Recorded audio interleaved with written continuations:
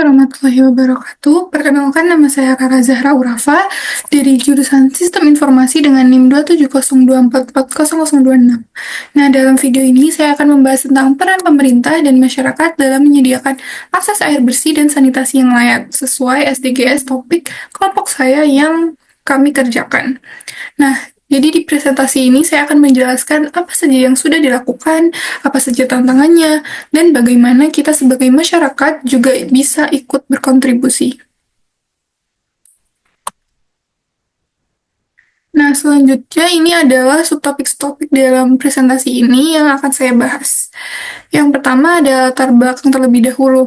Nah, akses air bersih dan sanitasi yang layak ini merupakan kebutuhan mendasar ya bagi kesehatan dan kesejahteraan masyarakat Indonesia ini. Nah, kalau kita lihat juga data dari BPS, sekitar 72,55% masyarakat Indonesia nih sudah punya akses ke air bersih yang layak. Tetapi kalau dilihat lebih detail lagi, ketimpangan tuh terasa loh di wilayah-wilayah terpencil seperti Nusa Tenggara Timur dan Papua. Masalah ini juga bukan cuma soal ketersediaan air, tapi juga soal sanitasi ya. Jadi tanpa sanitasi yang layak, berbagai penyakit seperti diare, infeksi kulit dan kecacingan tuh lebih mudah terdampak menyebar, dan penyakit-penyakit ini tuh sangat rentan kepada anak-anak. Nah, maka dari itu pentingnya peran dan kesadaran pemerintah dan masyarakat dalam akses air bersih dan sanitasi lagi nih. Jadi penting banget nih buat kita semua. Selanjutnya ada rumusan masalah. Jadi apa nih yang sudah dilakukan oleh pemerintah untuk memastikan semua orang mendapatkan akses air bersih dan sanitasi yang layak? Apakah sudah dilakukan nih sama pemerintah untuk itu? Lalu yang kedua, bagaimana masyarakat bisa ikut berkontribusi dalam menjaga dan meningkatkan akses ini? Lalu sejauh mana kerjasama antara pemerintah dan masyarakat bisa membantu menyelesaikan masalah ini. Jadi kita nggak cuma melihat masalahnya, tapi mencari solusi apa yang bisa kita lakukan bersama. Lalu temuan yang kami temukan, yang pertama ada dari data sekunder ya, terlihat kalau daerah perkotaan ini lebih mendapatkan akses air bersih yang lebih daripada di pedesaan. Ini sedikit masuk akal karena infrastruktur di kota tuh lebih berkembang ya, sedangkan di desa tuh terkendala dari akses dan biaya. Lalu kami juga menemukan dari wawancara dengan masyarakat, yang pertama tuh ada keterbatasan infrastruktur. Jadi banyak daerah yang belum memiliki akses air bersih dan sistem pembangunan limbah yang memadai. Lalu ada biaya yang mahal. Ini pembangunan fasilitas sanitasi membutuhkan biaya yang besar kan, jadi sulit untuk dijangkau masyarakat yang berpenghasilan rendah. Lalu yang terakhir adanya kurangnya kesadaran. Ini masih banyak nih warga yang belum memahami pentingnya sanitasi yang baik untuk kesehatan dan lingkungan.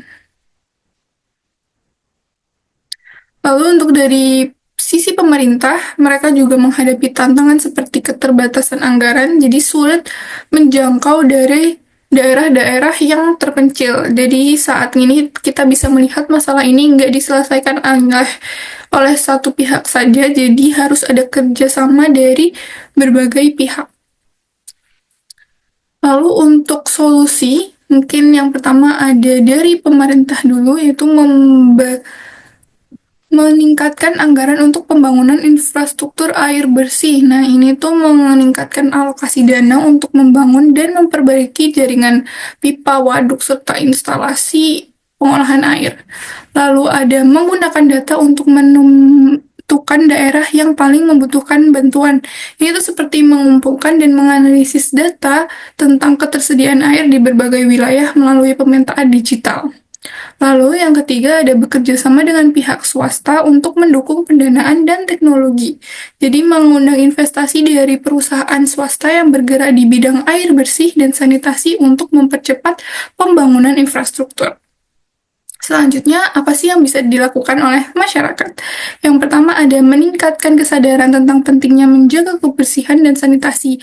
Jadi lebih ke mengedukasi diri sendiri dan orang lain mengenai cara menjaga kebersihan air dan lingkungan. Lalu ada ikut serta dalam program kebersihan lingkungan, perawatan fasilitas air bersih.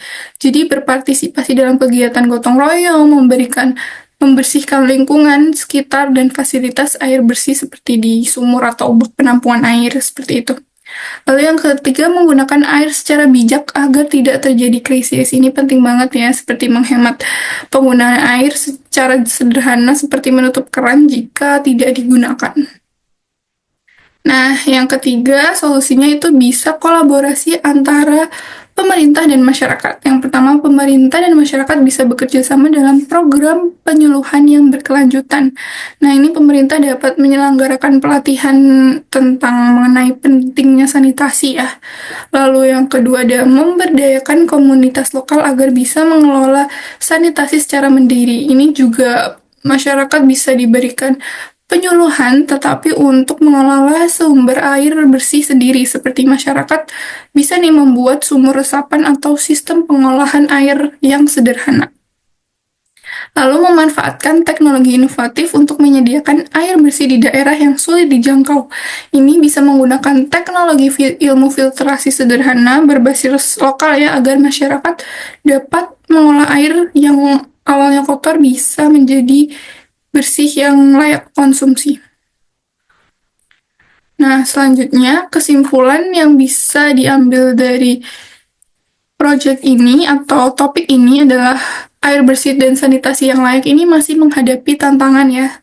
Banyak dari tantangan dari pemerintah, masyarakat. Jadi bukan hanya pemerintah juga yang punya peran besar dalam akses air bersih dan sanitasi yang layak, namun masyarakat juga memiliki akses yang besar juga. Lalu, selanjutnya, ini saya akan berbagi sedikit refleksi pribadi dari apa yang saya pelajari selama mengerjakan topik ini. Jadi awalnya saya masih mengira akses air bersih itu menjadi masalah infrastruktur saja, kalau pipa dan sumur bor, padahal ini tuh masalah kompleks, ada faktor ekonomi, sosial, dan budaya yang juga mempengaruhi. Saya juga sadar bahwa masyarakat sebenarnya punya peran besar nih. Kadang kita terlalu fokus pada apa yang pemerintah belum lakukan, tapi lupa kalau kita tuh bisa mulai dari diri sendiri, misalnya dengan menjaga kebersihan lingkungan atau ikut serta dalam program sanitasi. Dari sini saya ingin menjadi lebih peduli ya terhadap isu lingkungan, bukan cuma sekedar tahu tapi juga mulai mengambil tindakan sekecil apapun. Mungkin sekian video dari saya untuk presentasi topik ini. Terima kasih banyak. Wassalamualaikum warahmatullahi wabarakatuh.